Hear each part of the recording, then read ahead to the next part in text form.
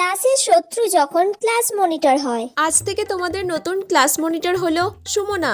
এবার সীমার কিভাবে ব্যান্ড বাজাতে হয় সেটা তো আমি খুব ভালোভাবেই জানি, তুই শুধু দেখতে থাক। কেন যে ম্যাম ওকে করলো? কিরে সীমা, আগের বারে তো মনিটর হয়ে খুব আমার পিছনে লেগেছিলিস, স্যারের থেকে তো আমাকে অনেকবার বকাও খাইয়েছিলিস।